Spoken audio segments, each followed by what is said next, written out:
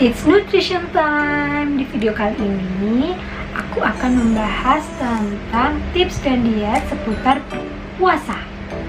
Nah, biasanya kalau puasa tuh kan sering terjadi lemas, letih, lesu, lunglai 5L ya. Nah, di sini di video kali ini di segmen nutrition time aku akan membahas banyak sekali tips agar puasa kalian lancar dan tidak 5L tadi gitu. Simak terus video kali ini sampai habis ya. Gak perlu basa-basi lagi, mari kita masuk ke videonya.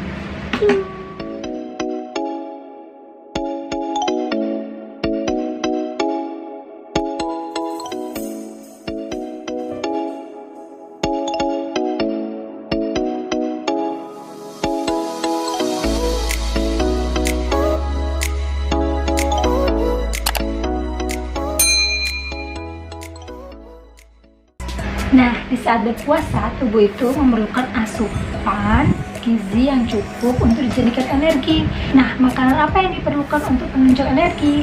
Salah satunya yaitu karbohidrat. Karena dalam karbohidrat akan dipecah lagi menjadi molekul yang paling kecil yaitu glikogen. Nah, glikogen juga akan dipecah menjadi glukosa. Nah, di glukosa itulah menjadi sumber energi kita pada saat berpuasa. Tips puasa anti 5L yang pertama yaitu yang satu, harus konsumsi karbohidrat kompleks. Nah, contoh karbohidrat kompleks itu tadi yaitu ada nasi, ada beras merah, ada roti gandum, ada oatmeal, dan ada sereal. Jadi saat sahur kalian harus makan makanan karbohidrat kompleks yang banyak sebagai penunjang energi kalian dalam satu hari. Selain karbohidrat kompleks tadi, kalian juga harus makan makanan yang tinggi serat kayak sayur dan buah. Jadi makan sayur yang banyak. Kalau bisa saat sahur itu kalian harus makan makanan sayur yang berkuah, misalnya kayak sop, kayak sayur bayam gitu. Jadi asupan cairannya ada, asupan seratnya ada gitu. Dan jangan lupa juga makan buah, karena buah itu juga memiliki kandungan vitamin, mineral, dan serat yang banyak. Jadi untuk penunjang energi kalian dalam satu hari gitu. Nah, tips yang kedua yaitu perbanyak minum. Nah, tubuh itu dalam satu hari memerlukan cairan yang banyak. Nah, kalau kita tidak mempunyai cadangan cairan yang banyak, kita menyebabkan konsentrasi menurun, lemas itu tadi ya 5L. Nah, jadi gimana caranya mencukupi cairan saat berbulan puasa? Dengan metode 242. Sudah tahu nggak kalian 242 itu apa?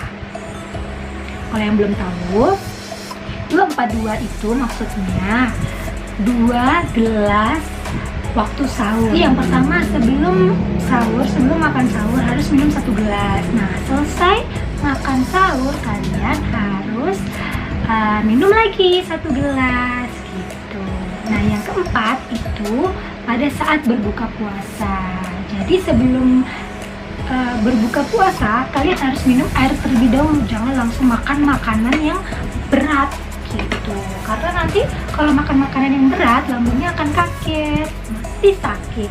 Jadi harus minum dulu sebelum minum yang manis-manis atau makan yang manis-manis. Jadi harus minum air putih terlebih dahulu sebanyak 2 gelas sebelum berbuka puasa. Habis itu boleh deh kita makan makanan yang manis dan makan makanan utama. Setelah makan makanan utama barulah kita minum 2 gelas lagi gitu. Boleh sebelum tarawih ya, sebelum tarawih itu minum 2 gelas lagi. Nah, untuk mencukupi kebutuhan cairan yang terakhir, 2 gelas terakhir itu diminum pada saat sebelum tidur. Nah, lengkap kan jadinya 8 gelas sehari. Nah, tubuh itu memang harus memerlukan cairan sebanyak 8 gelas sehari. Pas kan 242. Jadi 2 waktu sahur, 4 waktu berbuka puasa, dan 2 lagi sebelum tidur. Tips yang ketiga yaitu kita harus tetap beraktivitas. Jangan karena puasa kita harus loyo-loyo, lemas-lemas, kita harus produktif. Nah, gitu. Jadi kita harus melakukan aktivitas, tapi aktivitasnya itu tidak boleh terlalu berat-berat. Jadi harus yang ringan sampai yang sedang. Gitu. Karena kalau pada saat berpuasa itu terjadi hipoglikemi. Hipoglikemi itu penurunan kadar gula darah. Jadinya makanya kenapa kita jadi lemas, letih, lesu, lunglai gitu. Untuk tips yang keempat, biar kalian happy nih, nggak mikir aduh buka puasa masih lama, terus jamnya masih kurang 2 jam lagi, masih kurang 6 jam lagi. Daripada kita mikirin hal-hal yang kayak gitu, bikin kita pusing, malah kita tambah lemas. Kita harus melakukan aktivitas tadi kan. Nah, selain itu kita harus melakukan olahraga. Nah, olahraganya juga jangan terlalu berat-berat, cukup lari-lari kecil atau senam gitu, 15 menit atau 20 menit cukup. Nah, itu kapan dilakukan? Jangan pas siang-siang, jangan pas jam 12. Nah, kita malah tambah haus, malah tambah lemas. Nah, jadi waktu kapan yang pas untuk melakukan olahraga, yaitu pada saat 1 jam atau setengah jam sebelum berbuka puasa. Karena kalau pada saat 1 jam dan setengah jam sebelum berpuasa, tubuh sudah mengeluarkan keringat. Nah, jadi langsung bisa dicukupi kebutuhan cairannya, kebutuhan energinya pada saat berbuka puasa. Gitu guys. Pada saat berbuka puasa, hindari makanan yang terlalu manis. Ya boleh sih makan, memang dianjurkan harus makanan yang manis. Maksudnya itu seperti kurma, buah-buahan. Jangan makan makanan pemanis buatan guys. Karena pada saat berbuka puasa, kadar gula darahnya kita kan turun tuh karena dipakai energi seharian. Nah, kita langsung konsumsi pemanis buatan dengan jumlah yang banyak. Nah, hormon insulin kita itu akan meningkat juga, dan kadar gula darahnya kita juga meningkat. Nah, itu kenaikan grafik itu, gula darah itu menyebabkan kita juga tambah lemas akhirnya. Dan saran untuk menu buka puasa itu nggak boleh makanan gorengan yang terlalu banyak minyak karena akan memperberat kerja lambung. Selain itu juga menghindari makanan yang terlalu pedas, terlalu asin, dan terlalu kecut. Karena pada saat berpuasa kondisi lambungnya itu kan beristirahat tuh. Nah, kita kalah makannya, makan pedas, makan asin, makan kecut. Nah, akhirnya lambungnya kaget. Itu asam lambungnya akan naik, biasanya akan sakit. Tips saat sahur, kalian harus memperbanyak tadi karbohidrat kompleks.